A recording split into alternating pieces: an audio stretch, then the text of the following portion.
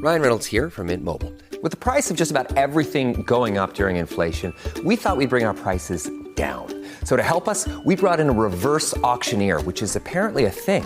Mint Mobile Unlimited Premium Wireless. How to get 30, 30, bit to get 30, bit to get 20, 20, 20, bit to get 20, 20, bit to get 15, 15, 15, 15, just $15 a month? Sold! Give it a try at mintmobile.com/switch. $45 up front for 3 months plus taxes and fees. Promo rate for new customers for limited time. Unlimited more than 40 gigabytes per month. Slows full terms at mintmobile.com. This podcast brought to you by Ring. With Ring cameras, you can check on your pets to catch them in the act. Izzy, drop that. Or just keep them company. Aw, I'll be home soon. Make sure they're okay while you're away. With Ring. Learn more at ring.com/pets. This is Optimal Living Daily, episode 3261. Do you really have to practice new habits every day for them to stick? By Kalen Bruce of moneyminiblog.com. And I'm your narrator, Justin Malik, reading articles to give us a little step in the right direction every single day. And with that, let's get right to it as we optimize your life. Do you really have to practice new habits every day for them to stick? By Kalen Bruce of moneyminiblog.com. Every time I read about creating new habits, the term daily habits always pops up. You've probably heard it before. You must do this habit every day to make it stick. Your new habit should be a daily practice. I always had the question, does that really mean every single day, even weekends and holidays? Well, I finally figured out the best way to approach new daily habits. Let me share what I've learned. Daily, but tiny. The short answer to the question behind this entire article is yes. If you want a new habit to really stick, it needs to become a habit you practice every single day, weekends and holidays included. You should even stick with it on vacations. And it may seem overwhelming and possibly even undesirable to consider practicing a habit every single day of your life. If this is the case, your habit is too big. The first step when creating a new habit is to make it small enough to be able to do it every day without interrupting your life significantly. If you can't accomplish your habit on those days when your dog is sick, your kid has soccer practice, and your in-laws just showed up for a surprise visit, your habit is not small enough. If you have a million things going on, your habit should be small enough to be the 1,000,001st thing. Here are some examples of how small your habit may need to be when you're first starting out. Reading, 1 page each day. Writing, 50 words each day. Running, 1 minute each day. And calisthenics, 5 reps each day. Seems too small, doesn't it? It's not. Let me tell you why. Tiny habit, large time slot. I'm sure you realize that reading 1 page a day won't equate to much over time. That's why you schedule more time to read your 1 page than you need.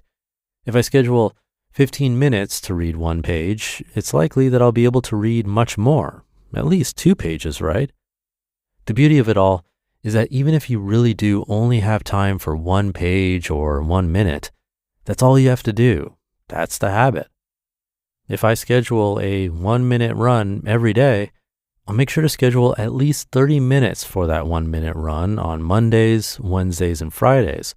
So those 3 days are my real running days, but all that is required is still just the 1 minute.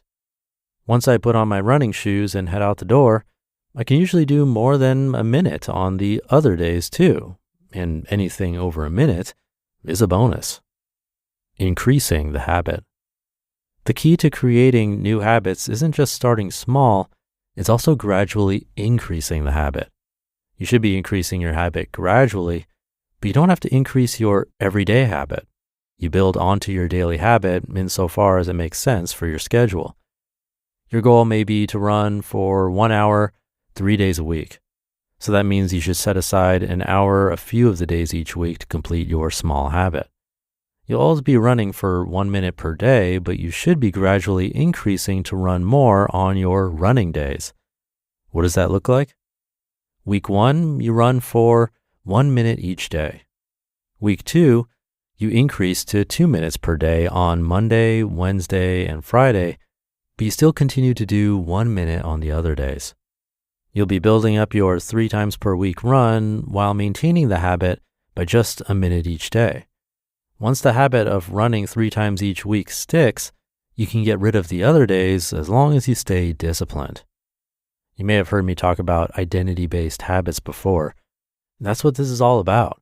Becoming a daily reader or writer or runner or a financial expert 1 day at a time. Eventually, you may be running 5 or 10 miles several times each week, but we're not there yet. I know you're not going to read a million books by taking it 1 page a day, but you will become a daily reader, and that's the type of habit that will stick. There's always time to grow your habit. The important thing is starting it. And too often, people don't grow their habits because they never get started. If you practice a habit every day, it will become an identity-based habit. You'll become a daily reader, financial expert, runner, weightlifter, etc. The most important thing.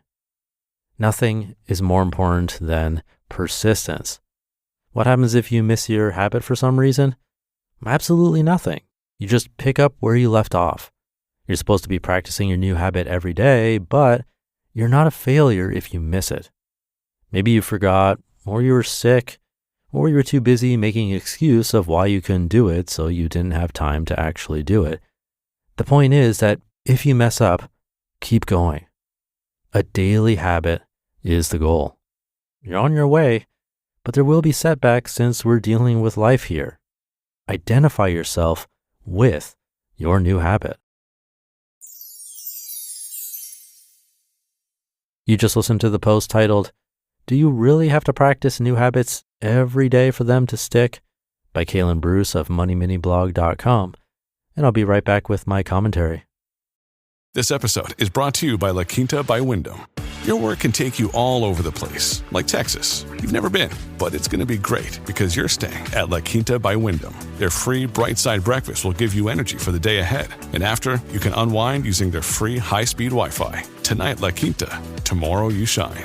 Book your stay today at lq.com. How do you feel great on vacation? Like really good? Easy. You go to Aruba. You'll spend your time relaxing on cool white sand beaches and floating in healing blue water. You'll immerse yourself in natural wonder and find your center on an island where things move at your speed.